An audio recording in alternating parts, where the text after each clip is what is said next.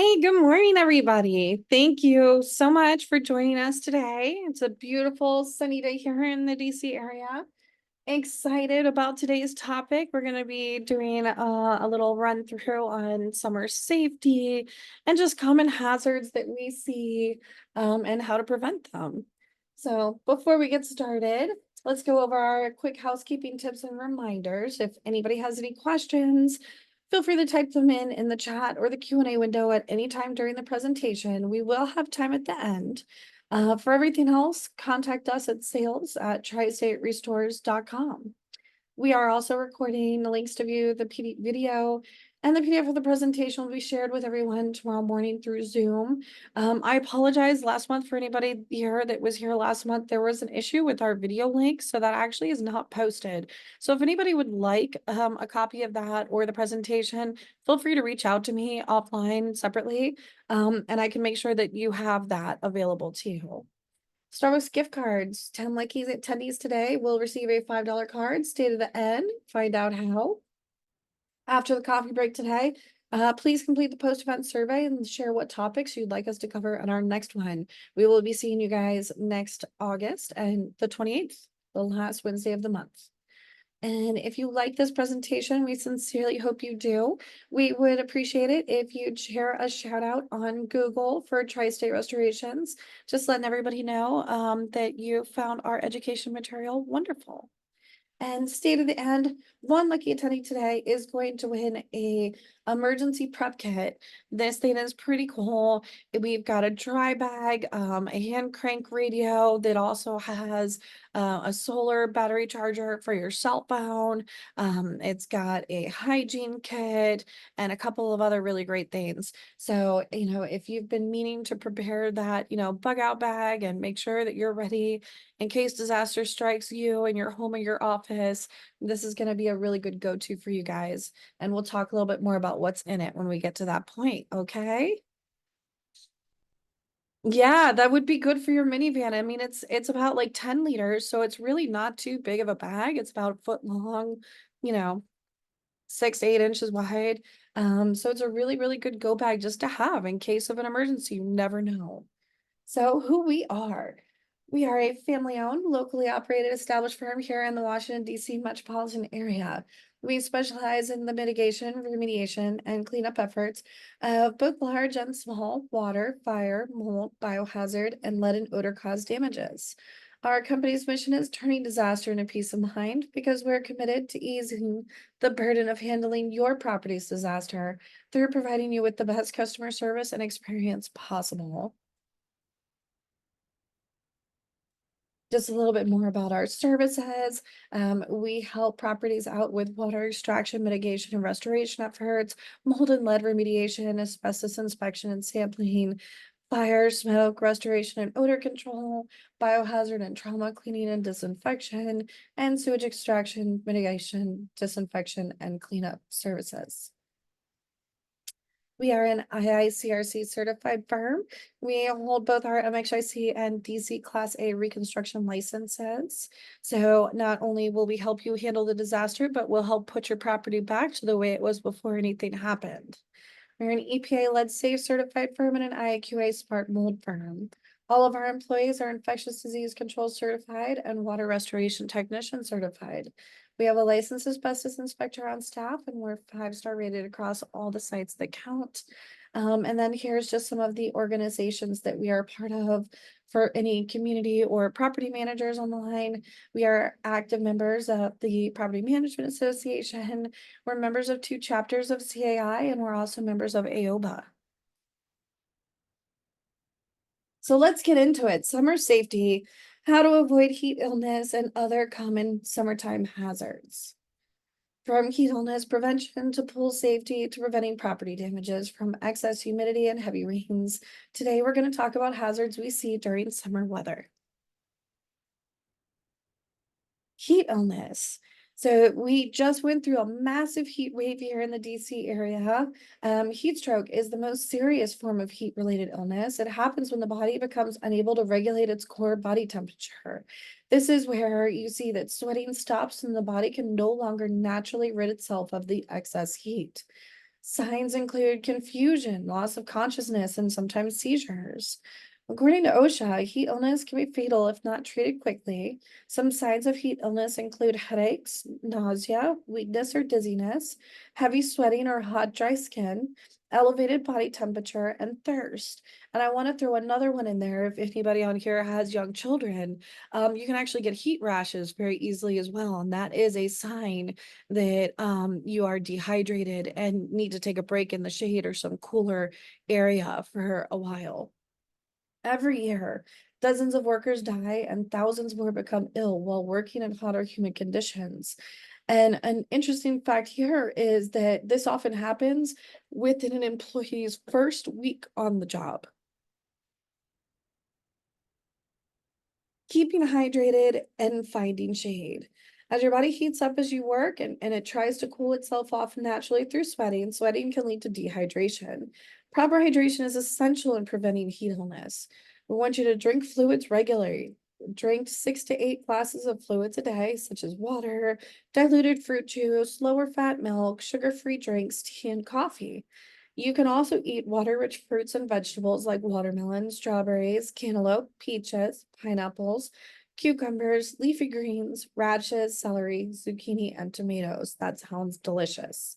Drink when you're thirsty. Set a reminder or use a water app to help you stay on track.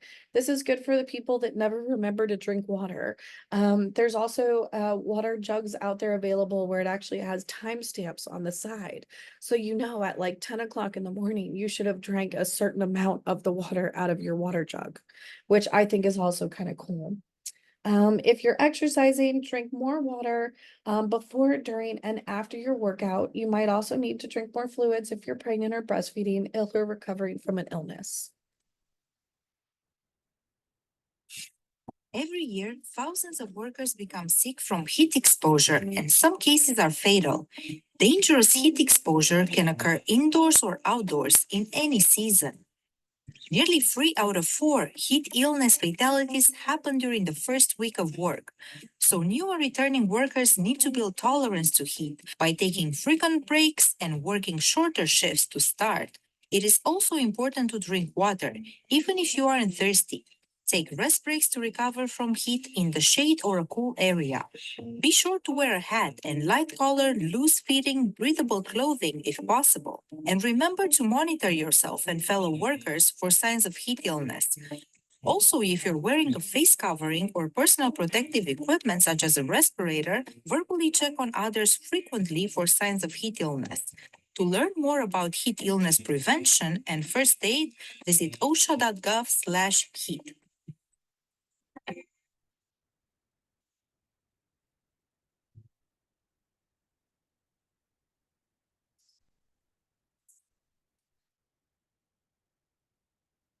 There we go, back on track. Outdoor worker consideration. So that was a really, really handy, very quick snapshot video from OSHA. Thank you. And just a nice friendly reminder, outdoor worker considerations for heat illness. It's a very important thing. We want to keep our workers safe. If anybody works outdoors or frequents the outdoors or they're in and out of buildings, we need to make sure you're ensuring you have proper hydration, access to shade, frequent breaks to prevent heat-related illnesses like heat stroke and heat exhaustion. Employers should be providing training on recognizing heat illness symptoms and implementing emergency response plans. OSHA has these, posters that every employer needs to post up in their headquarters. This is a really great resource here. You can find those posters and any other related materials that you may need. Water, rest, shade. So this is kind of the 3-step process to make sure that you're recovering. If you feel like you're, about to be going through heat exhaustion before you get to any severe state, make sure, you're taking a water break. Proper hydration is essential to preventing heat-related illness. Anybody working for 2 hours or more outside in heat-related conditions, we need to also provide access to fluids that contain electrolytes. We want to make sure when heat stress is high, we're requiring our workers to take breaks.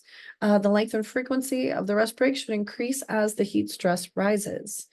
Workers should also be given a cool location where they can take their breaks and recover from the heat periodically throughout the day. The general rule of thumb is about every 2 hours, you need to take a break when working in heat-related conditions. I'm throwing this one in here. It's not necessarily a summer hazard. However, it is OSHA's #1 job site hazard, and it has been continuously for probably 20 plus years now. Fall prevention. Falls are among the most common causes of serious work-related injuries and deaths and are prominent in the summer heat. Employers must set up the workplace to prevent employees from falling off overhead platforms, elevated workstations, or into holes in the floor and walls. Fall-related injuries are a leading cause of work-related fatalities and injuries. In 2022, 395 construction fatalities were caused from falls from elevation. Community safety. So we're going to get into pools, parks, and landscaping. Swimming pool safety, supervision, always have an adult present to supervise children and inexperienced swimmers. If you're a property or community manager, and you do not have a lifeguard on duty at your swimming pool, just make sure you have very clear signage that indicates that so that anyone with young or inexperienced swimmers can take the appropriate action. Fencing and barriers. It is recommended practice to install self-closing, self-latching fence around your pool. Ensure gates are locked when it is not in use.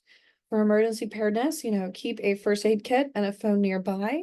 A pro tip for community managers here is conduct CPR training with your team. A, it is a great team building activity, but B, you're ready and able to respond if any of your residents need your assistance.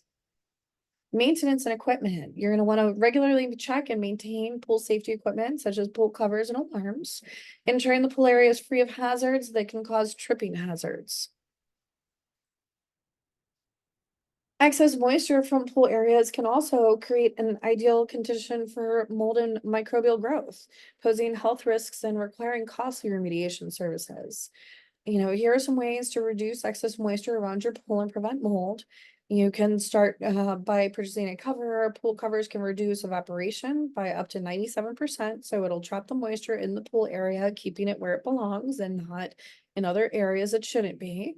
If you use a cover on an outdoor pool, make sure you're allowing sunlight to reach the water regularly to help prevent any bacterial growth in the water. Run the filter system regularly and consider running it continuously overnight.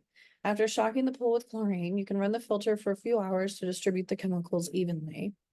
Brush and vacuum the walls and bottom weekly or regularly. This helps prevent mold and algae growth, reduces the stress on the pool filter. You can use a wire bristle brush for concrete, gunite, or plaster surfaces, and just make sure you're scrubbing any areas with poor circulation, such as cracks or crevices. When in doubt, hire a local certified professional to assist you with these services. Landscaping water migration best practices. The rule of thumb is you always want water to be migrating away from any dwelling or structure. Proper grading and slope, ensuring your yard or property slopes away from your home, from your property's foundation to prevent water pooling and seepage. Use a minimum slope of 2 to 3% away from structures for effective drainage. My pro tip here is, take a walk around outside in the rain. Look where water is migrating. Is it going towards a localized drain system, or is it starting to pool in areas, causing standing water around the building structures? Those are red flags that you'll want to get addressed. Drainage systems, installing French drainage, catch basins, and swales to direct water away from key areas. That's a great way to help prevent these standing water issues. Regularly inspect and maintain these systems to ensure they function properly and are migrating water successfully away from the dwelling. Vegetation selection. You can plant water tolerant native plants that can absorb the excess moisture and help reduce runoff. Use deep-rooted plants to stabilize soil and prevent erosion. Mulching and ground cover. Apply mulch to help retain soil moisture, reduce erosion, and improve water absorption. You can utilize ground covers to protect soil surfaces and slow down the water flow. Rain gardens are a great way to capture and filter runoff in low-lying areas. Select appropriate plants that thrive in both wet and dry conditions for these. I'm going to go through a couple of these that I highlighted. This is a image of a French drainage system. If I had to guess, the water was likely kind of pulling around this area here, and this is a way for them to capture the water and divert it into a safe place away from the dwelling so that the water can migrate into a drainage system properly. This is a catch basin drain. Basically, it is what it says it is. It catches the water into a basin and then drains it away. The swale drain is a way for you to kind of have a natural drain system. This is produced by creating a channel where water kind of migrates down on either end and slopes into this channel so that it can then be migrated away from the dwelling. And then a rain garden layout. I thought this was an interesting one. A lot of people are doing green roof systems and that sort of thing. This kind of is in that same realm of gardening. Stormwater runoff. It goes into a ponding area where there are layers of, garden mix and soil and mulch. The water kind of goes through this and then flows naturally away from the property. Property damage prevention during warm weather. Humidity control. This is a big one, especially for any properties where you have areas that aren't used frequently, or you have a property where it's a very tall property and the top level, there may not be a powerful enough HVAC system there, and you're getting some excess humidity or hot air in that area. Monitor and maintain an ideal home humidity and temperature. The EPA recommends indoor humidity stays between 30% and 60%.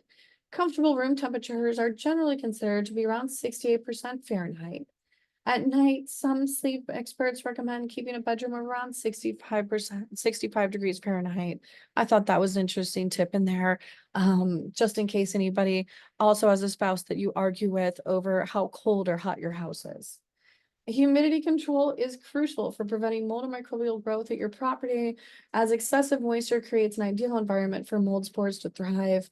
Maintaining appropriate humidity levels also helps to prevent structural integrity, preserving your indoor air quality, and safeguarding the health of your occupants. Humidity control systems are a great solution for this. They help ensure that the relative humidity stays within the defined ranges by modifying the presence of water vapor in the air. Contact a local licensed HVAC professional to help explore options for your property. Heavy rain preventative measures. Implementing heavy rain preventative measures such as maintaining clear gutters, installing proper drainage systems is essential to protecting your property from water damages. These measures help prevent flooding, erosion, structural damage, ensuring the safety and longevity of your property. And again, my pro tip here is walk your property during a heavy rain. Check to ensure the water is migrating properly away from your property. If you see pooling or standing water in any areas near the structure, this is a red flag. And finally, hurricane preparedness. It is hurricane season officially in the DMV area starting June 1 through the end of September. Hurricane is a type of storm called a tropical cyclone, which forms over tropical and subtropical waters. What makes a hurricane? Thunderstorms, warm ocean water, and light winds are the conditions needed for a hurricane to form.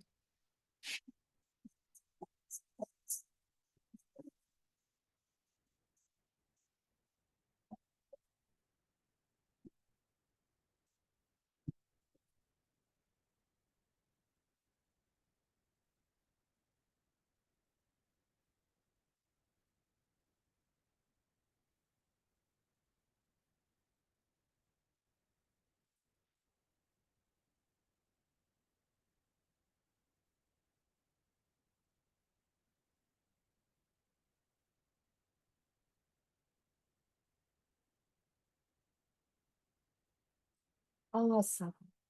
So we have a wonderful program in the state of Maryland. It is Know Your Zone. It just basically is a great way for you to be aware of high-risk areas that can help save your life in the event of emergency. This website, you can look up your local area to see if it is a high-risk zone or not, and it also tells you where your local shelter areas are. We highly suggest that you make a plan, both professionally in your office environment and in your personal life for your home. Disasters strike anytime, anywhere. So you could be at home, you could be with your family, or you could be at work, miles away. So it's important to make a disaster plan and make sure that everyone knows and understands what your plans are. Ensure your community or business has a continuity plan to continue operating when disaster strikes as well. These just some questions to think about. How will I receive emergency alerts and warnings? Have you signed up for any emergency alert app systems or texting programs? What is my shelter plan? What is my evacuation route? And what is my family and household communication plan? How are you going to know that everyone is safe and where they belong? And do I need to update my emergency preparedness kit? You also want to identify if you may need additional help during your emergency. If you or anyone else in your household is an individual with a disability, you need to plan accordingly for these issues as well. So here's some tips to prepare. Make sure you have safe drinking water for every member of your household, at least 2 days worth. Secure any outdoor equipment or furniture. Pack a supply bag. Make an evacuation route. You may have to evacuate quickly due to a hurricane if you live in evacuation zone. Again, know your zone, learn your evacuation routes, and practice with your household and pets and identify where you will stay. Listen to the weather radio and local radio stations and television news to monitor for severe weather updates and warnings, and sign up to receive text and email alerts from your county's social media tools. Charge all phones and communication devices and unplug all electronics and move them as high as possible to avoid water damages. Tips to prepare continued. If recommended by utilities or emergency offices, turn off breakers to avoid power surges. Make sure your insurance policies and personal documents such as IDs are up to date. Make copies of them and keep in a secure password protected digital space, and also make a physical copy and keep in a dry bag or weatherproof container. This should be easily accessible via your property's exit route or in your car or vehicle. And it should be portable enough to fit comfortably in your car while you're traveling with occupants. Have the proper plywood, steel, or aluminum panels to board up the windows and doors. Remember, the garage door is the most vulnerable part of your home, so it must be able to withstand the winds.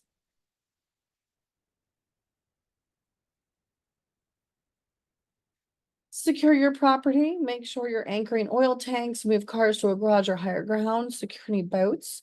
Check for sewage system backflow valve, make sure it is functioning. Fit well with a floodproof cap.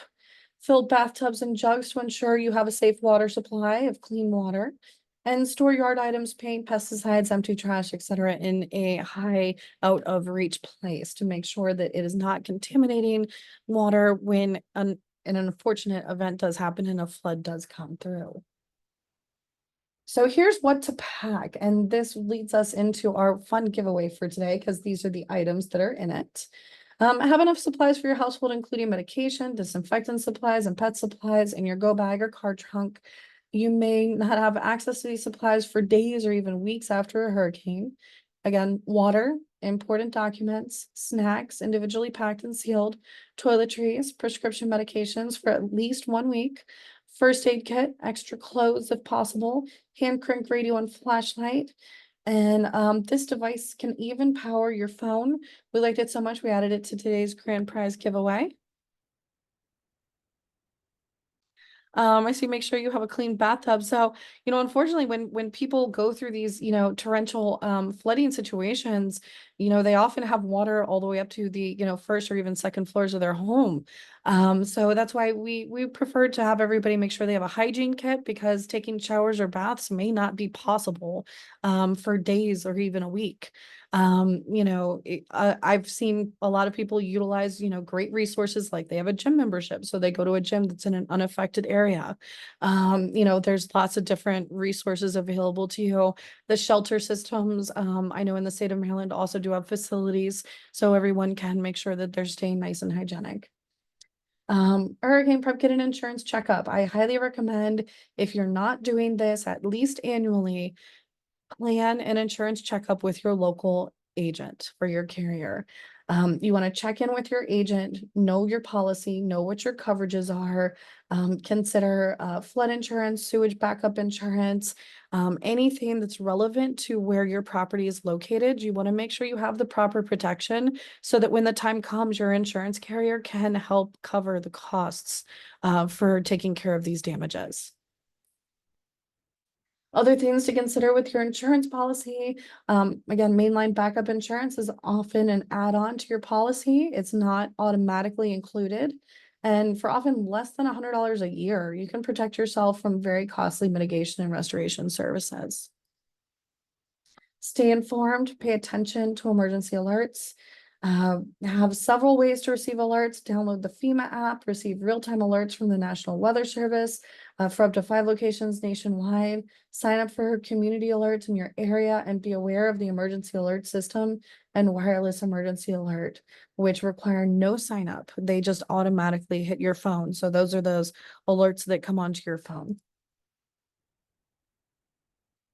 And how we prepare to weather the storm, stay indoors during hurricanes and away from windows and glass. Never operate a portable generator inside your home. Never connect a generator directly to your home's wiring unless a transfer switch has been installed by a licensed electrician. Always use GFCIs in areas where water and electricity may come in contact, kitchens, bathrooms, laundry areas, that sort of thing.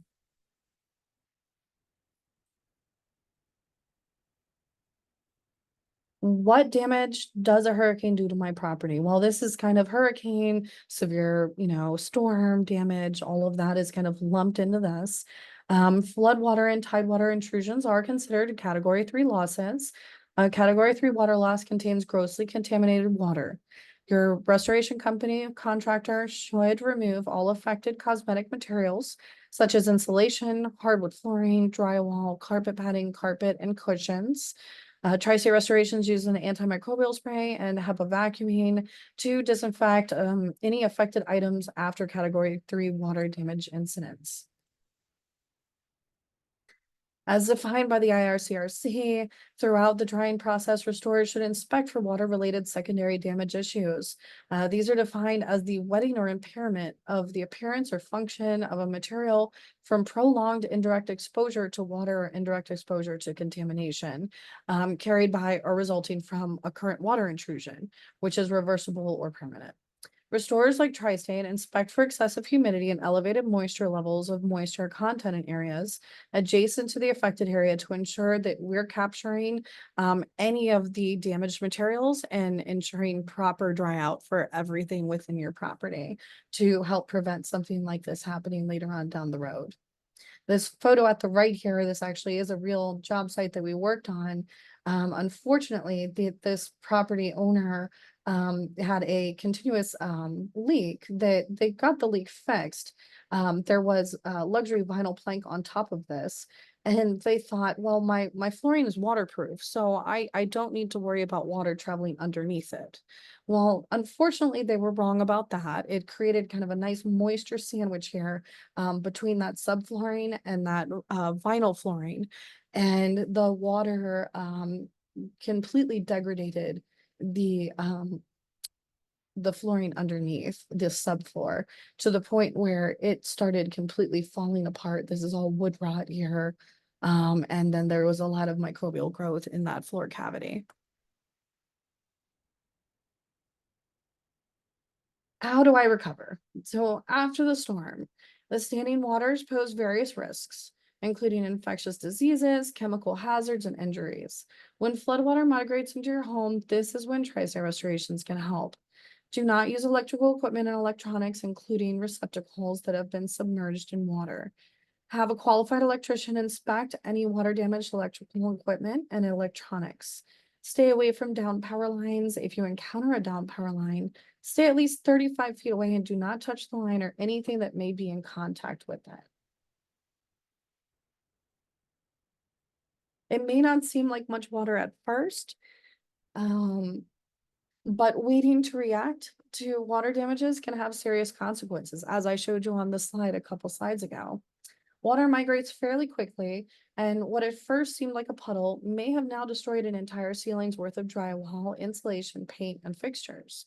A quick response to mitigate water damage means that a restoration contractor like Tri-State has a better chance of being able to salvage and dry your property's affected building materials after an incident.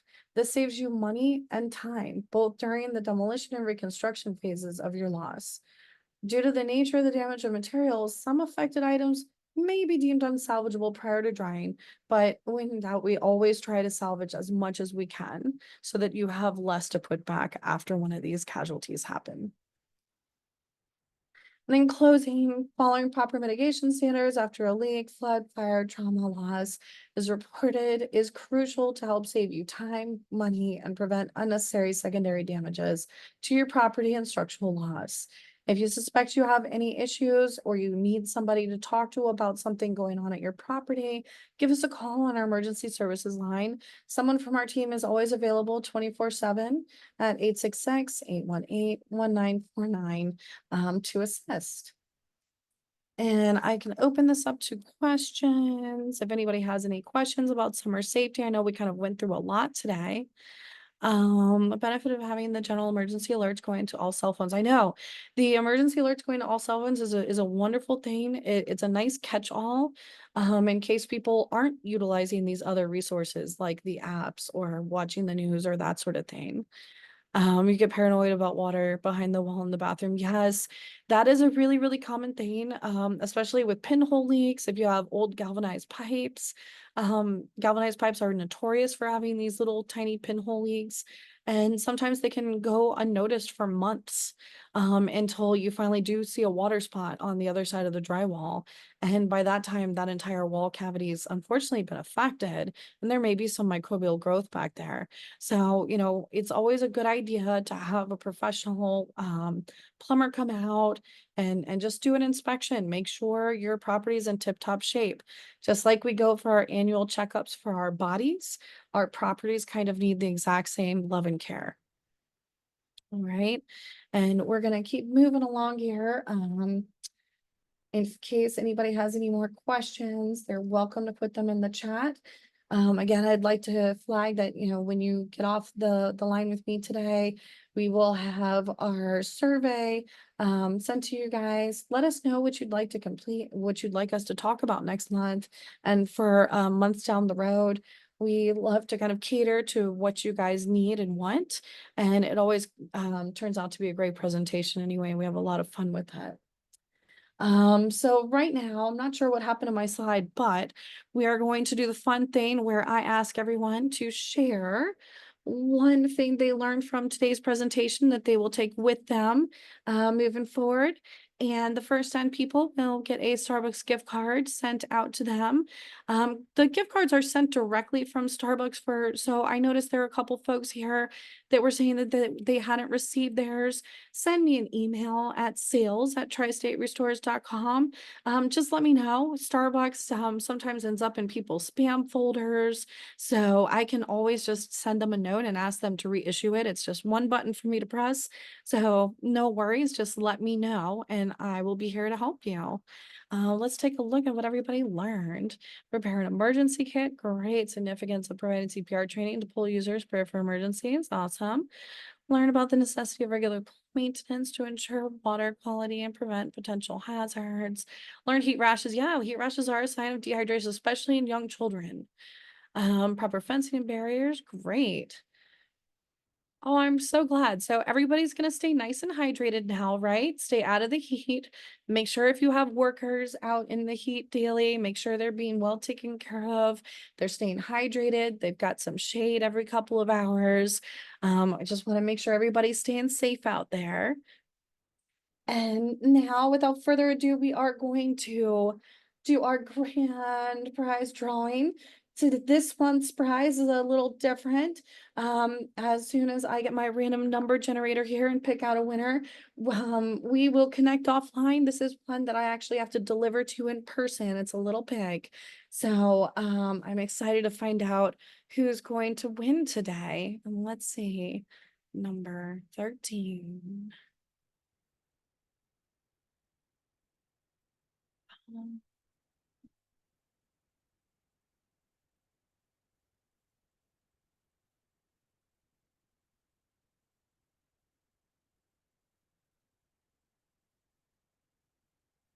Guys, I'm counting.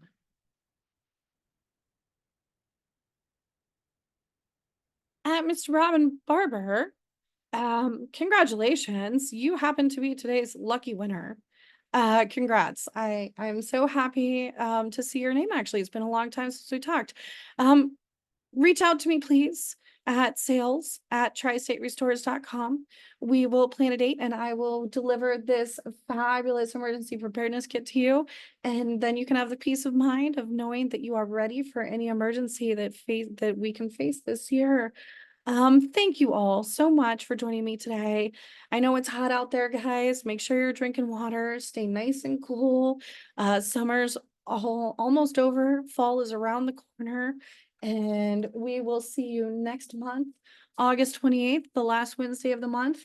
Again, remember, fill out those surveys for me. Let me know what you'd like me to talk about. I would love to cater this presentation to something that you need.